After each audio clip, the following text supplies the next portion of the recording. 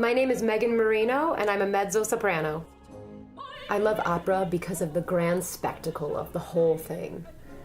It's a perfect intersection of so many different kinds of performing and visual arts, and it forces us, through its boldness and through its potent characters, to really experience a story.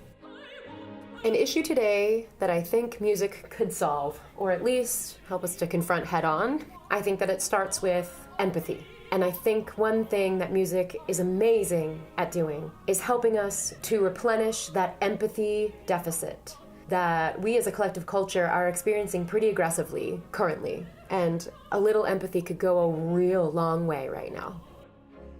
What do I think that the opera industry does well? Adapt and innovate. When we look back well over the 850 plus year trajectory that this has been a formalized art form, it's astounding to think that it hasn't just survived, it's thrived through countless socio-political, economic changes, regime changes around the world, musical preferences, and now here we are experiencing what I think is going to be considered a golden age in new American opera, where we're not shying away from putting bold compositions, bold designs, bold performers, bold stories on stage. It's really opera with a conscience, and we're still, after all of these years, 850 plus years, still holding a mirror up to ourselves and our audience.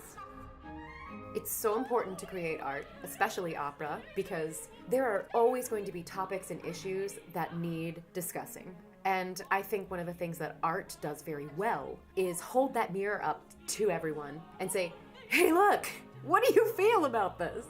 I mean, who doesn't enjoy a trip to grand spectacle imagination land and a chance to turn your brain off and just enjoy the experience?